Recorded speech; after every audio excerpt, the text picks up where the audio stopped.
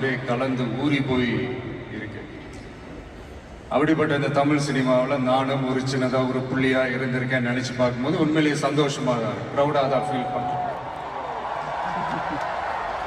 Cinema விட்டு ஏன் போறீங்க அப்படின்ட்டு நிறைய பேர் கேட்குறாங்க. சினிமான்றது ஒரு மிகப்பெரிய ஒரு கடல். அதுல ஒரு கரையோரமா ஒரு சின்னதா ஒரு மணல் வீடு கட்டணும்னு தான் நான் ஆசைப்பட்டேன்.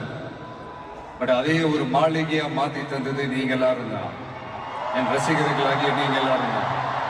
ஒரு குட்டி கதை மாதிரி ஒரு ஆட்டோக்காரர் ஒரு கர்ப்பிணி பெண்ணை ஆட்டோல ஏத்திக்கிட்டு ஹாஸ்பிட்டலுக்கு போறாங்க. பெரிய மழை பெஞ்சுக்கிட்டு இருக்கு. அப்ப அவர்கிட்ட இருந்த அந்த கொடைய அந்த கர்ப்பிணி பெண்ணை கிட்ட கொடுத்துட்டு இதை எடுத்துக்கிட்டு போமா அப்படின்னு சொல்றாங்க. அப்ப அந்த பொண்ணு சொல்றாங்க,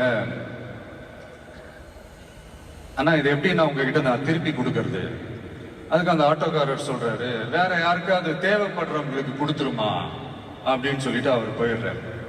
அந்த கர்ப்பிணி பெண் அந்த கொடையை எடுத்துக்கிட்டு ஹாஸ்பிட்டல் வாசலுக்குள்ள போகும்போது அந்த வாசல்ல ஒரு பெரியவர் மழைக்கு பயந்துக்கிட்டு அப்படியே கை கட்டிக்கிட்டு நின்றுட்டு இருக்கிறார். அந்த கர்ப்பிணி பெண் அந்த கொடைய அந்த பெரியவர்கிட்ட கொடுத்து, ஐயா இதை எடுத்துட்டு போங்க ஐயா அப்படின்னு சொல்றாங்க. அதுக்கு அந்த பெரியவர் இதே மாதிரி கேட்கிறாரு, அம்மா நீங்க யாருன்னு எனக்கு தெரியாது, எப்படிமா இந்த கொடையை நான் திருப்பி உங்ககிட்ட கொடுக்கறது? அதுக்கு அந்த பொண்ணு சிரிச்சுக்கிட்டே சொல்றாங்க, வேற யாருக்காவது தேவைப்படுறவங்களுக்கு கொடுத்துருங்க ஐயா அப்படின்னு சொல்லிட்டு போயிடுறாங்க. உடனே அந்த பெரியவர் கொடையை எடுத்துக்கிட்டு பஸ் ஸ்டாப்புக்கு வர்றாரு. பஸ் வருது, ஏறி போகும்போது அங்க பாக்குறாங்க ஒரு பூக்கார அம்மா பூவை வச்சுக்கிட்டு ஒரு அட்டையை இப்படி மழைக்காக பிடிச்சிக்கிட்டு உட்கார்ந்துட்டு இருக்கிறாங்க.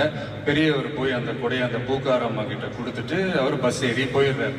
பூக்காரம்மா அந்த கொடையை எடுத்துக்கிட்டு வீட்டுக்கிட்ட வரும்போது அங்க ஒரு ஸ்கூல் படிக்கிற பொண்ணு பேக் எல்லாம் மாட்டிக்கிட்டு மழையில ஓடி வர்றாங்க.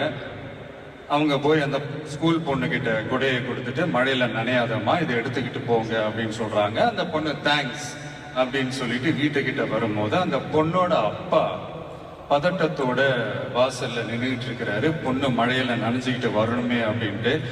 அந்த அப்பா வேற யாரும் இல்ல, அந்த ஆட்டோக்காரர்.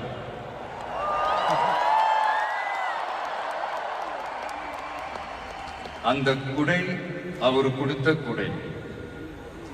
So the moral of the story is, முடிஞ்ச வரைக்கும் எல்லாருக்கும் சின்ன சின்னதா ஒரு நல்லது, சின்ன சின்னதா ஒரு ஹெல்ப் அது செஞ்சு இருந்து பாருங்க.